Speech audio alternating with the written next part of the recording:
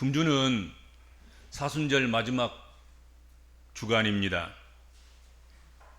사순절의 마지막 한 주간은 예수께서 굳게 결심하시고 예루살렘에 입성하신 일을 시작으로 해서 마지막 만찬을 제자들과 함께 나누시고 십자가에 달리시고 죽으심으로 인해서 주님의 인간 구원에 있어서 그 신분의 비하, 낮아지심, 그 낮아지심의 최고 절정의 시간들이 근본 한 주간에 다 담겨져 있습니다. 예수님은 첫 종료주일이라 할 수 있는 이날에 구약 성경에서 예언한 대로 아직 아무도 타보지 않는 나귀 새끼를 타시고 예루살렘으로 들어오셨습니다. 이렇게 입성하신 예수님을 유다 백성들은 어떤 사람은 나귀 새끼를 풀어드리고 누가 쓰시겠다는 말 한마디에 한 번도 타보지 않는 나귀 새끼를 풀어서 예수님께 드렸습니다. 어떤 이는 자기들의 겉옷을 벗어들여서 길가에 펴거나 나귀 새끼 위에 걸쳐 놓았습니다. 어떤 이는 종려나무 가지를 꺾어서 흔들면서 호산나 호산나 우리를 구원하소서 우리를 구원하소서 그러면서 찬송을 바쳤습니다. 이렇게 입성하신 예수님께서는 성전을 정화하시고 열매 없는 무화과나무를 심하게 꾸짖으셨습니다. 그리고 제자들을 실수하지 않도록 주의를 주시고 단도리를 강하게 하셨습니다. 아마도 예수님께서는 제자들이 실수가 없는 오롯이 예수님을 대적하는 이들에 의해서만 예수님의 순환이 진행되기를 기대했던 것이 아닌가 생각합니다. 그렇지만 그것은 예수님의 바람이셨고 사건은 그렇게 진행되지 못했습니다. 가룟 유다는 은 30을 받고 예수님을 팔았고 제자들의 대부분은 도망쳤고 베드로는 예수님을 멀찍이 쫓아가다가 예수님을 모른다고 3번씩이나 부인하는 그런 실수를 범하고 말았습니다. 이런 부끄러운 부분들이 있었지만 이런 제자들을 통해서 오늘의 기독교가 있다는 사실입니다. 그들은 허물과 죄악과 실수가 있었지만 그것을 지울 기회를 얻었습니다. 잘못된 것을 지울 은혜가 믿음 안에 있었습니다.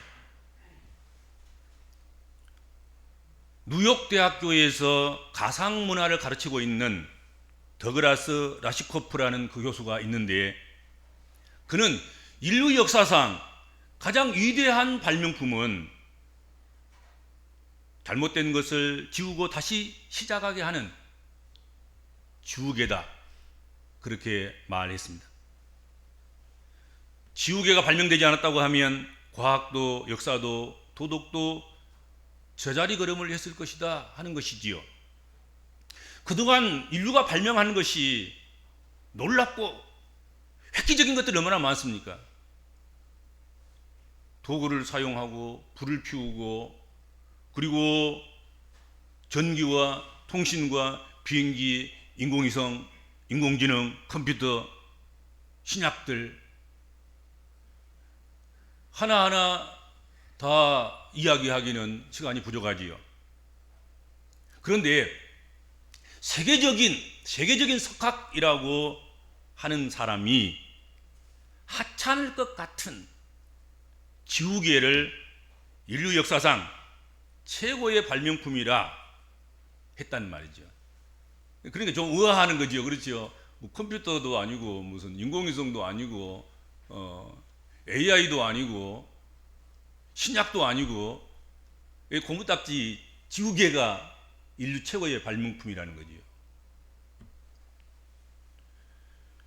그가 지우개를 인류 역사상 최고의 발명품이라고 한 것은 단순히 잘못 기록된 그런 것들을 지우고 다시 쓰고 다시 그리는 도구로만 생각하고 그렇게 말하는 것은 아닙니다. 인간의 사고나 인간의 행동이 잘못되고 그릇되었을 때에 지워버리고 다시 시작할 수 있는데 그 중심점을 두고 있는 그런 말이라고 생각이 됩니다. 우리 인간은 실수가 참 많은 존재입니다. 인간은 누구나 잘못 생각할 수 있습니다. 누구나 실수할 수 있고 죄를 범할 수 있습니다. 그러나 뉘우치고 회개하면 다시 얼마든지 시작할 수 있습니다. 실수의 뒤안으로 돌아가서 다시 시작하는 일이 없었다고 하면 인류 역사에 가설을 세우고 그리고 그 가설을 실험하여서 그것을 바탕으로 해서 발전이 일어나게 되고 짚고 허물면서 이어져 온 찬란한 문화와 문명이 거기서 발생하게 되고 생겨나게 되는 것입니다. 가설을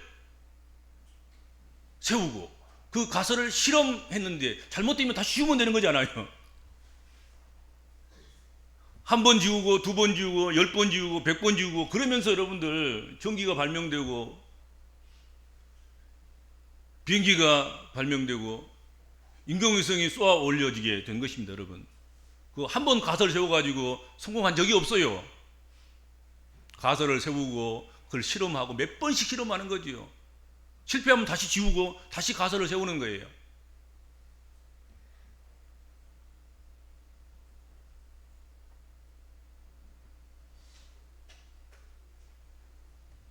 실수를 지우고 고칠 수 있는 기회가 주어졌기 때문에 실수를 교훈 삼아서 더욱 발전된 모습을 이루게 되었음을 우리는 부인할 수 없습니다.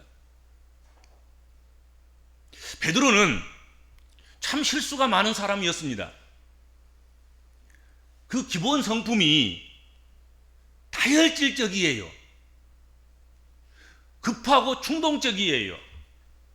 무슨 일이 있었는지 먼저 나서지 않아요.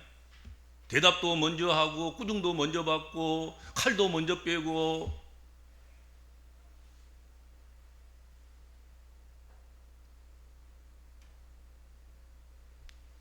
행동이 생각보다 앞서다 보니까 실수를 많이 했습니다.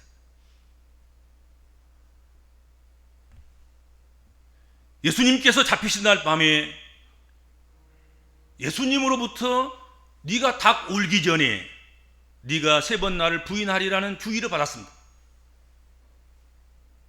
너 성질이 급하고 너 다혈질적이고 너 충동적이고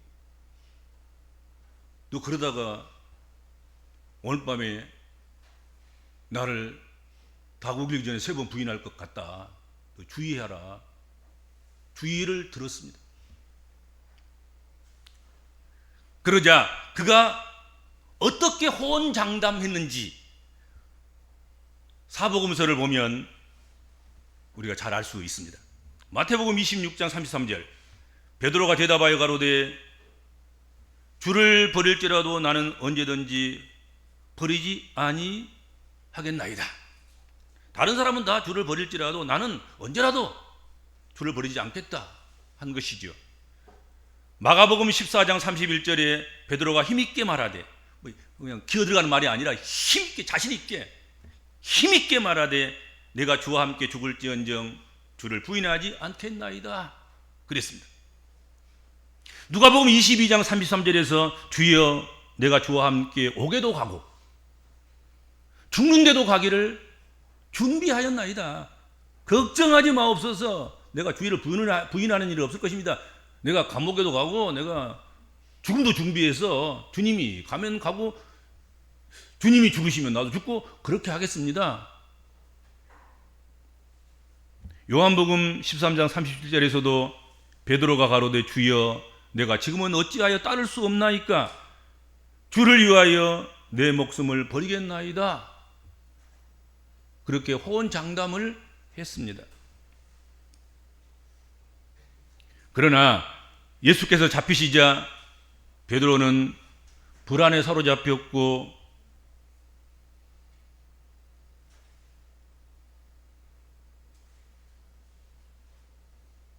호언장담한 것과는 달리 예수님을 모른다고 저주까지 하면서 3번이나 연거푸 부인하고 말았습니다.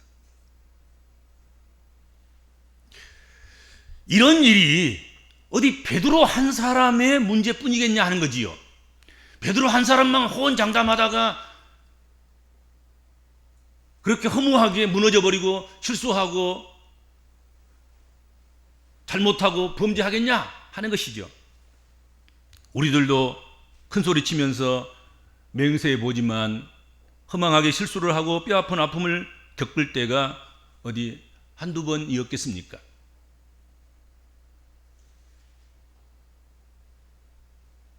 주님은 베드로의 실수를 미리 내다보시고 실수를 어떻게 지울 수 있을지를 알려주기 위해서 닭울음 소리와 그 실수를 매칭해 주셨습니다. 예수님께서는 베드로의 죄악을 깨우치는 도구로 닭 울음소리를 사용하셨습니다. 참 놀랍지 않습니까? 참 사려가 깊으시지 않습니까? 주님은 잡혀가시는 그날 밤에 이런 것들을 다 준비하셨습니다.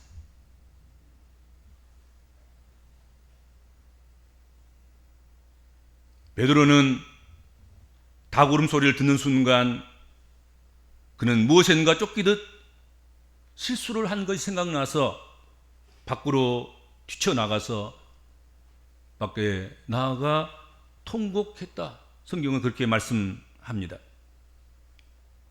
베드로가 통곡했다는 말, 그 말은 단순히 눈물만 흘리고 후회만 하고 슬퍼한 것만 아니다 하는 것이죠. 그가 통곡했다는 말은 회개했다는 말입니다.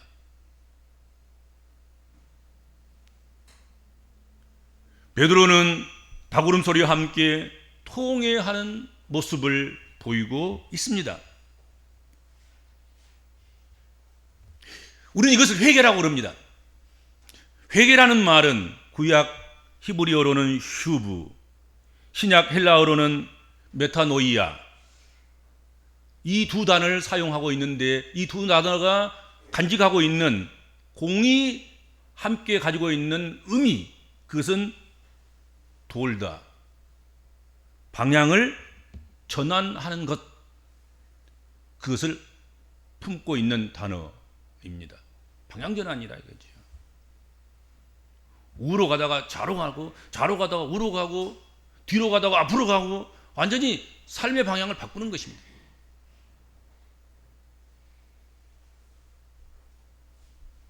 죄악의 길에서 돌아서서 하나님께로 돌아오는 것을 의미합니다.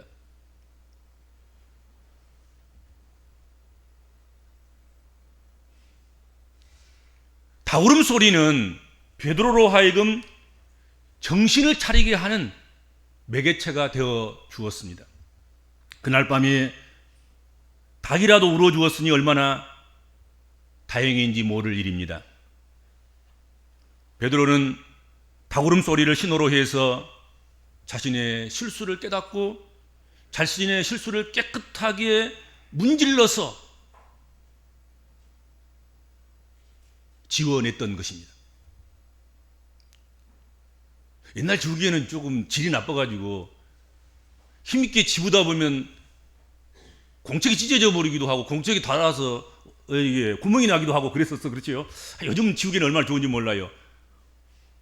오늘 우리가 가지고 있는 컴퓨터의 지우개는 얼마나 좋은지 모릅니다. 흔적도 없이 그냥 휴지통에 넣고 휴지통 비워버리면 깨끗이 지워지는 그런 세상이고, 요즘 나오는 지우개는 너무 소프트하고 잘 돼서 종이는 하나도 상하지 않고 깨끗하게 지웁니다. 그렇죠?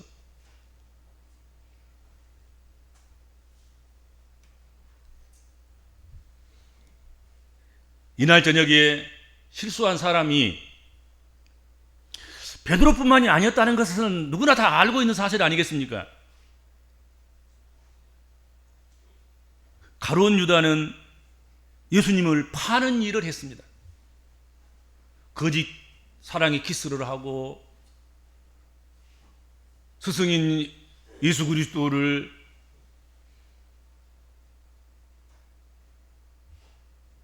은 30에 팔아먹는 그런 일을 했습니다.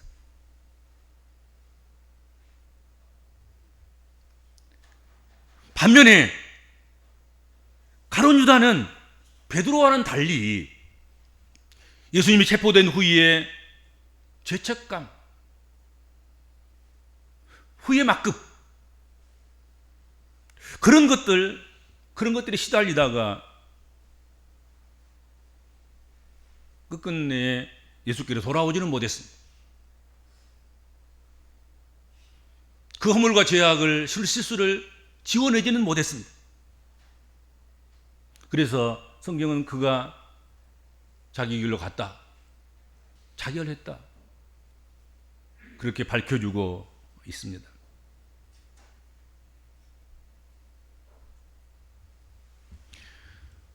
하나님은 우리 믿는 자들에게 영적인 지우개를 주셨습니다.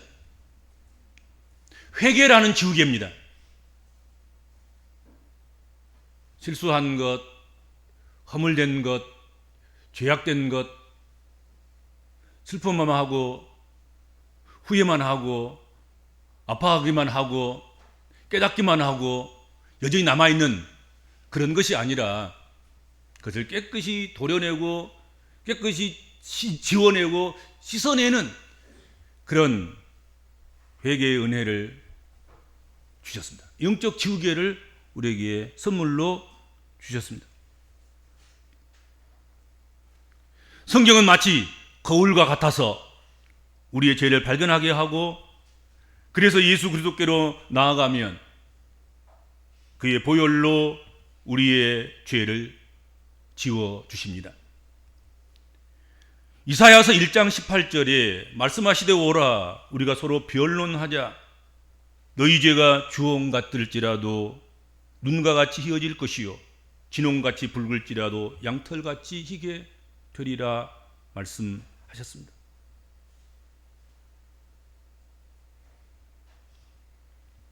주홍 같은 그런 색칠을 해놨는데 이게 잘못 색칠해 놓은 거예요. 그래서 지워버리고 눈과 같이 희게 그렇게 하시겠다. 얼마나 놀라운 것입니까, 여러분들? 하나님은 한 걸음 더 나아가서 우리의 죄를 기억하지도 아니하실 만큼 깨끗하게 지워주신다 또한 말씀하셨습니다. 이사야서 43장 35절 나 곧 나는 나를 위하여 내 허물을 도말하는 자니 내 죄를 기억하지 아니하리라 그렇게 말씀하셨습니다.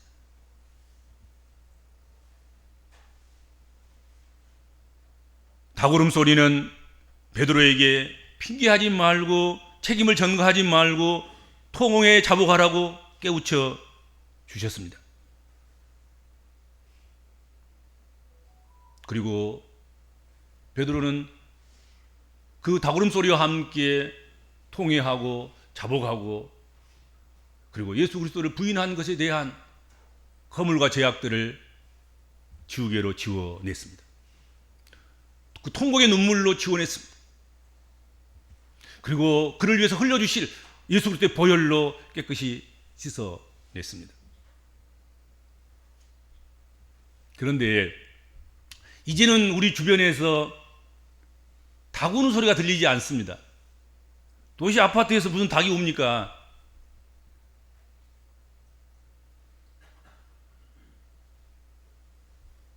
우리 주변에서 닭이 울지 않는 그런 시대에 우리는 지금 살고 있습니다. 닭이라도 울어주면 우리의 죄를, 우리의 실수를, 우리의 허물을 기억하고 발견하고 깨닫게 되고 다구름 소리와 매칭된 그리스도의 부인,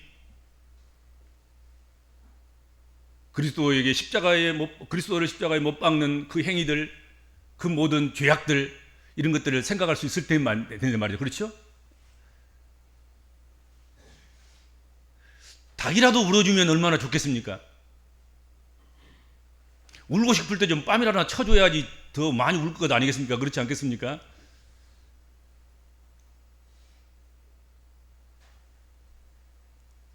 근본에 우리에게 주어진 이 사순절, 그리고 이 오늘 종료주일, 그리고 한 주간 이 고난주간은 오늘을 살아가고 있는 닭울음 소리가 들리지 않는 우리 시대에 우리 복음적인 그리스도인들에게 닭울음 소리가 되어주셨으면 참 좋겠다, 그런 생각을 합니다. 새벽마다 그냥 닭이 울었으면 쓰겠어요. 그냥 새벽님이 좀 나오게. 한 주간 동안은 계속해서 닭이 좀 울었으면 쓰겠어요. 우리 허물 좀 보고 우리 죄악을 깨닫고 회개할 수 있도록 말이지.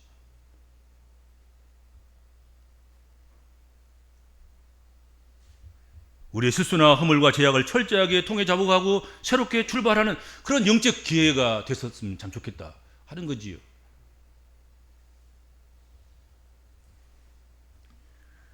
금주 한 주간의 영적 운동을 통해서 실수와 허물과 죄악은 그림자라도 지우개로 지워버리고 남은 삶은 이전보다도 더욱 선한 삶을 살아가는 우리 복음적인 그리스도인들이 되도록 하십시다.